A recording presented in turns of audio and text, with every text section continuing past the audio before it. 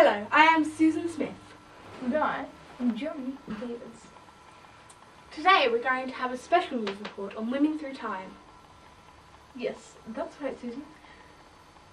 We will be looking at how important women are and how important they are today in society. Like my mother. Why, she... Yes, your mother, so very important. Without her, all schools would be dirty. Moving on. Let's get on with the show. Yes, we have some very special things lined up for you. We have many interviews, one of them being with one of our reporters, Colin. He'll be talking about the Tudors and witches. So, over to you, Colin. What have you got to say about witches? Yes, well, I don't have a lot to say about witches, but I do have a few people lined up. I have a real-life witch, and I also have an expert, Gilbert Broggs. So, you're the specialist. What have you got to say about them? Well, I do have a lot to say about them, since I have studied them for many years. Well, the main thing that you need to know is that everyone was very scared at this particular time. So, if there was any suspicion of witchcraft, the suspect would immediately be tested, and if found guilty, would be executed. Most people nowadays would think it was ridiculous for people to believe in such nonsense. But back then, it was a genuine fear. Yes. Right, that's very interesting, but is there anything you could tell us about, I don't know, what would happen to someone suspected of witchcraft? Well, yes I can. There were many tests that were taken before someone was officially classed as a witch. One of the tests was to prick them on a birthmark or a mole with a needle to see if it bled. The reason they believed it wouldn't bleed was because they thought it was where the devil had touched them. Another one of the tests was to swim the witch. The witch was put in what they believed was holy water blessed by the priest. And if the woman was a witch, God would reject them, so they would float back to the top. If that happened, they were a witch, and they were either hanged or burnt at the stake. If the woman stayed down in the water, they were not a witch and were innocent. But by the time they had been brought back up, unfortunately they had died. So either way on the ducking chair, you died. Yes, that's rather horrible, but I can't help but notice that you only talk about women. So, just before we have the interview, could you explain that?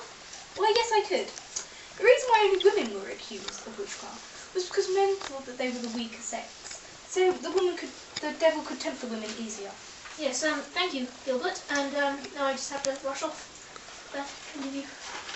So, here we have a witch, a real live one. She is a very important witch, so I'm told, as she, I have a club every Thursday for witches in the church hall.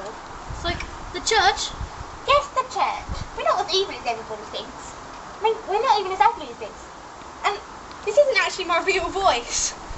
We don't even wear these clothes. It's all for the camera. It's like, that's very interesting.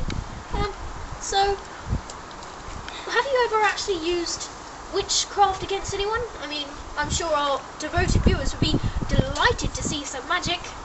Well, I don't often use witchcraft against anyone, unless I'm really annoyed with them. The last time I cursed someone was when this woman refused to give me loaves of bread.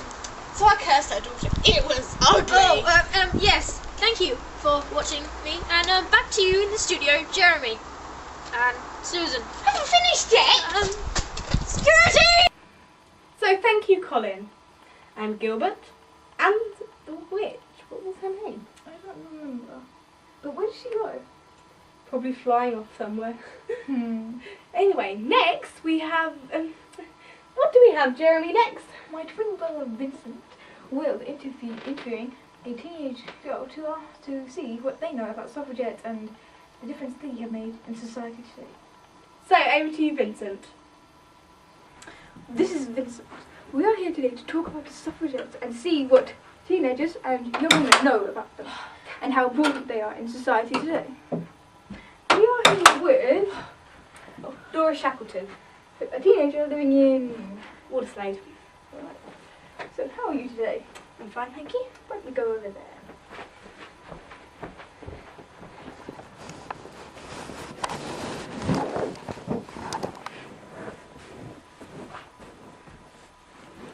So, What do you know about the suffragettes?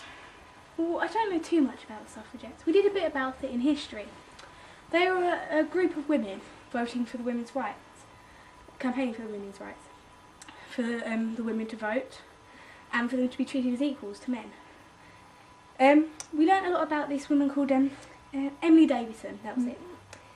And we had a debate whether she committed suicide or not, as she apparently threw herself under the king's horse and got trampled to death. So my group ended up deciding that she did commit suicide because, well, she tried to commit suicide 3 times before. There was some evidence against it though, that she had planned to do things the day before. But, I mean, in my opinion, it was just kind of like a spare of the moment decision. She just saw the opportunity and grabbed it. Right. Anything else you know? Suffragists, maybe? Don't know too much about suffragists. I knew that they were more peaceful than the suffragettes. Okay. Well, if that's it, now to Gertrude and Robert on a special report about the suffragettes. Oh, right. Hello. I'm here to talk a bit more about the suffragettes and the suffragists. Now, I did have a specialist called Bobette, but unfortunately she couldn't make it. So I have her on the phone here. Hello, Bobette. I've been informed that you're at the site where Emily Davison was trampled by the king's horse and unfortunately died. Is that correct?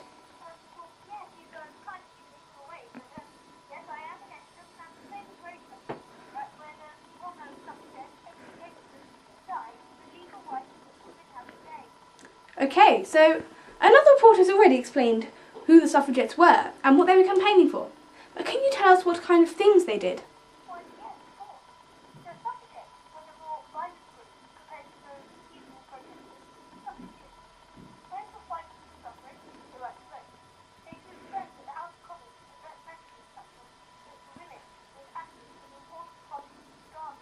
Right.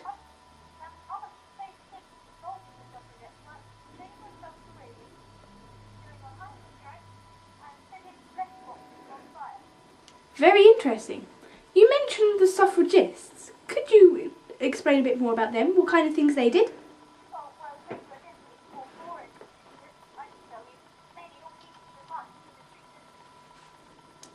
Okay. Bobette? Bobette? Hello? Are you there? Bobette?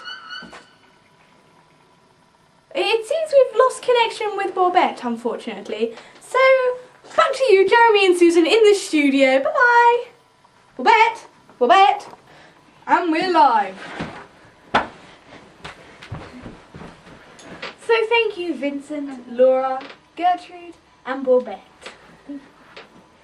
And now we're going to tell you about how women were treated in Tudor times and in the 20th century and how much it's changed. Yes, that's right. In the Tudor period, women were practically property of the men. Yes. When they were younger, they were property of their father, and once they got married, of their husband. Yes, the only way they could receive them was if their husband has died, their parents have died, and they have no children whatsoever to inherit the money.